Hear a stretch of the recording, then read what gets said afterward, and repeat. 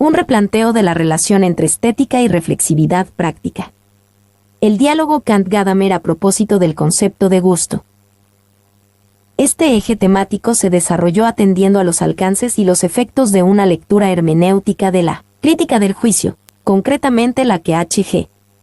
Gadamer 1977 expone en Verdad y Método cuando aborda el análisis del concepto de gusto 14. Remarcamos dos instancias en las que Gadamer se detiene a considerar especialmente los aportes de la tercera crítica kantiana. La primera, cuando analiza el significado que se atribuye a la capacidad de juzgar desde la figura del juicio reflexionante. La segunda, cuando pone en discusión el estatuto estético del concepto de gusto. Nos ha parecido relevante detenernos en estos dos momentos para ver de qué manera el diálogo con Kant permite a Gadamer remarcar los límites de la racionalidad moderna y reabrir el horizonte de su proyecto humanista. Sabemos que ya en la crítica de la razón pura se advertía que, conforme a las reglas para el desarrollo del conocimiento objetivo, ciertos interrogantes solo darían lugar a aporías, y se requería dar con una facultad de juicio capaz de hacer lugar a esas preguntas que, en su propia tensión, hablan de la relación del pensar a algo que se resiste a constituirse en su objeto. La reflexión de Kant en torno a esta cuestión, anticipada en algunos opúsculos 15, es el objetivo de su tercera crítica, Kant, 1977, a través de la cual analiza las condiciones de posibilidad de un ejercicio judicativo que ya no pertenece a los territorios antes demarcados de la razón pura y de la razón práctica. En esta crítica, el análisis de lo bello y lo sublime conforma efectivamente la propedéutica de un ejercicio judicativo que supera los límites del entendimiento en tanto posibilita relaciones interpretativas que no se validan conforme a las determinaciones de una lógica conceptual.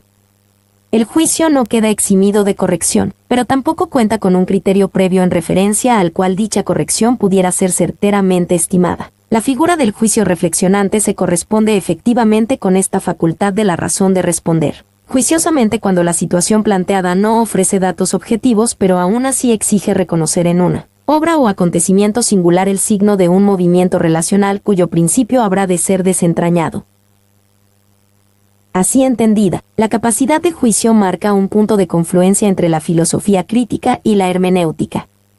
Ambas se resisten a subsumir el movimiento interpretativo en un orden conceptual que lo anteceda porque, si así fuera, se vería restringido no solo el horizonte teórico de la comprensión sino también el horizonte práctico de la libertad. Pero no solo ambas se oponen al dogmatismo, también coinciden en enfrentar las objeciones y los riesgos de un escepticismo que abandonaría la relación interpretativa a un lenguaje sin universalidad.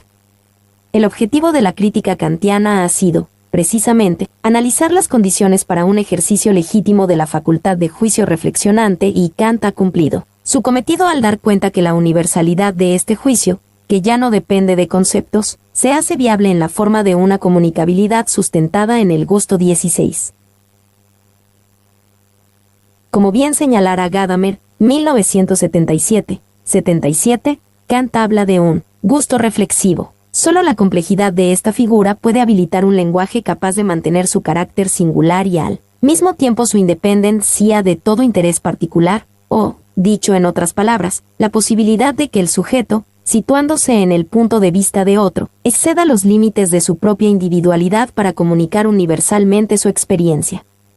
Podemos decir entonces que la analítica kantiana ofrece a Gadamer la posibilidad de situar la racionalidad del juicio en el espacio de una experiencia relacional que ya no está presidida por el sujeto de conocimiento, sino por un espíritu amplio en el modo de pensar, capaz de reflexionar sobre su propio juicio desde un punto de vista universal, que no puede determinar más que poniéndose en el punto de vista de los demás. Kant, 1977, 237. Pero, al mismo tiempo, Gadamer retoma los términos de la tradición humanista para mostrar que, si bien Kant acierta al plantear una capacidad de discernimiento que no depende de determinaciones conceptuales, la equiparación del verdadero sentido común con el juicio de gusto quita relevancia a los aspectos no formales del primero y, si a ello se suma la inscripción del juicio de lo bello en el terreno exclusivo de la preocupación estética, la resultante es que se reduce la productividad que tendría esta capacidad de juicio en otras áreas de la razón. El límite señalado por Gadamer estriba en que a medida que el valor común del gusto se constituye en norma o disposición ideal de la capacidad de juicio, se va depreciando el contenido semántico de este sensus communis que, en tanto sentido que funda la comunidad, venía siendo uno de los conceptos clave de la tradición humanista. Esta confrontación pone en evidencia la necesidad de retrabajar las correlaciones implicadas en el ejercicio de la facultad de juzgar de tal modo que se superen las reducciones producidas por la analítica kantiana. Por una parte, el sensus communis tiene que sustentar no solo la comunicabilidad del juicio estético, sino la criterialidad que requiere un saber para la vida en común. Al mismo tiempo, este compromiso ético del sensus communis tiene que llevarse a cabo reintroduciendo el buen gusto en su movimiento reflexivo. Esto implica un juicio de gusto al que no le es ajeno ni un sentido moral ni cierto modo de conocimiento reflexivo, y, paralelamente, un lenguaje moral y un lenguaje teórico a los que no les es indiferente el buen gusto. Gadamer avanza así en la dirección de un lenguaje que, reflexionando sobre su propio movimiento, entiende que la posibilidad de un juicio que no se atenga a las formas del conocimiento objetivo 17 implica, en cada caso, saber dar con el tono correcto, esto es que ambas, la comprensión del principio que orienta la presentación y la aplicación de dicho principio en el caso singular, se constituyen como una capacidad de juicio que se aprende en el ejercicio del gusto. Llegados a este punto, fue preciso volver sobre una de las preguntas que Gadamer plantea en su lectura de la crítica del juicio porque, en ella de alguna manera anticipa que la hermenéutica tiene que reabrir los límites de la estetización del juicio, de gusto para reencontrar la vía de una autocomprensión críticamente revisada de las posibilidades, pretensiones y compromisos de las ciencias del espíritu. ¿Cuál ha sido el efecto del a priori subjetivo del gusto para la autocomprensión de la ciencia? Gadamer, 1977-66, desde el recorrido realizado, podemos entender que la respuesta atienda a la incidencia de los efectos demarcatorios del sistema kantiano en el terreno de las ciencias del espíritu. De hecho, cuando en el siglo XIX la escuela histórica acude a Kant para afirmar la condición distintiva de estas ciencias frente a la unidad metodológica que imponía el modelo positivista de las ciencias naturales, halla en el momento estético la particularidad específica de un modo de conocer. Intenta entonces incorporar en él proceso interpretativo la productividad de algunas figuras derivadas de las formas reflexivas del gusto, sentimiento artístico, inducción artística, vivencia. Gadamer, 1977-36. Pero, al quedar estas figuras ligadas a la subjetivización del juicio estético, y al mantenerse este exterior a las regulaciones del uso teórico de la razón, las vías resultantes se ven impedidas de articularse con las formas propias del conocimiento objetivo. En definitiva, los términos de la distinción kantiana entre juicio determinante y juicio reflexionante devienen un obstáculo para que estas ciencias 18 puedan exponer su pretensión específica de verdad y el modo de vinculación con la comunidad que le es propio.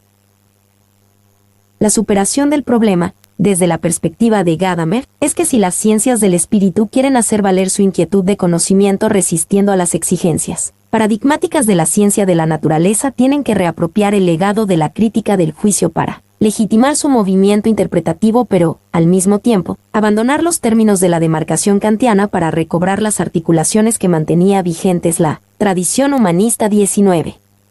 Es decir, si el concepto de gusto, pensado como condición trascendental del juicio reflexivo, ha legitimado un lenguaje que no desconoce su principio subjetivo pero ha quedado finalmente capturado en los términos formales de una resolución sistemática, es preciso hacer lugar a un lenguaje que, sin líneas demarcatorias, retome sus propios interrogantes a fin de articular armónicamente las inquietudes cognitivas y los compromisos prácticos que despierta aquello que le da que pensar.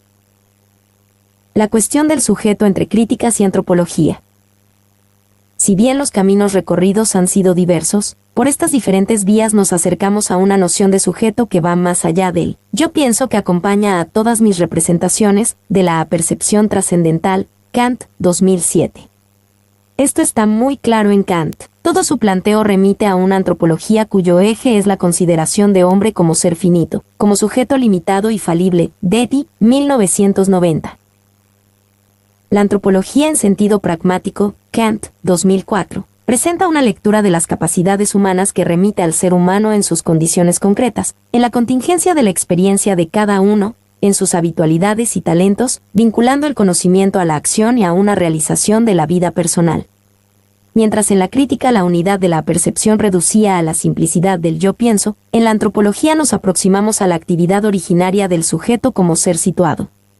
A la vez, el sentido interno, que la crítica analizaba en relación a la forma del tiempo, aquí es presentado en la confluencia de la pasividad y la libertad de la experiencia humana, pasividad y libertad que hacen patentes tanto sus límites como sus desviaciones. Kant, 2004, 69. En la crítica hay una cierta imagen del sujeto cognoscente como sujeto constructor pero a la vez finito, una cierta comprensión del hombre que se perfila a través de la crítica de las condiciones de verdad. Pero también en la descripción que se realiza en la antropología, surge un perfil crítico, aun cuando Kant se detenga en la diversidad y concreción 20. El planteo crítico y el antropológico no son sin embargo derivados uno de otro, son simultáneos.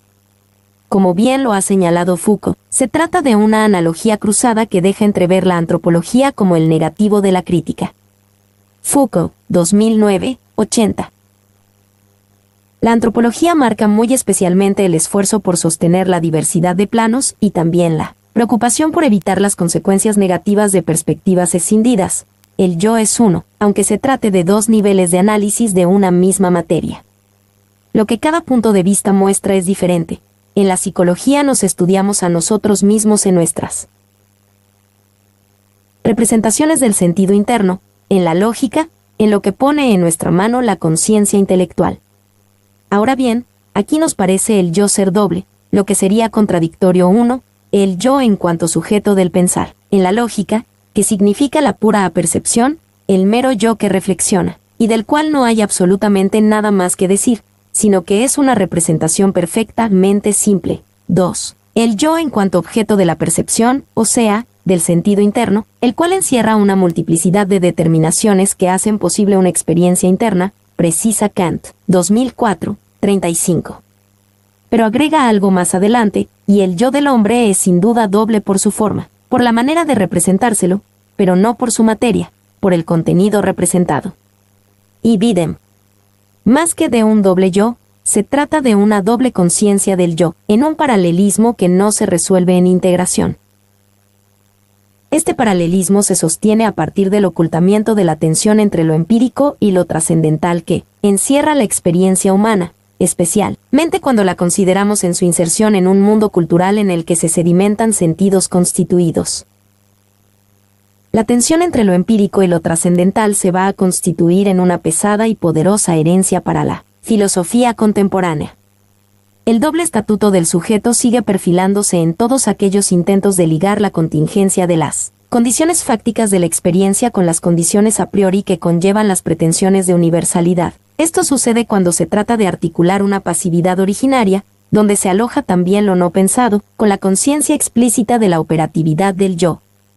Se hace también manifiesta cuando se da acogida a las condiciones a prioricas concretas e históricas que encuentran sus raíces en las prácticas y en una operatividad vinculada a la sensibilidad y el cuerpo, y a la vez se entiende el a priori como una condición formal descubierta en un proceso regresivo.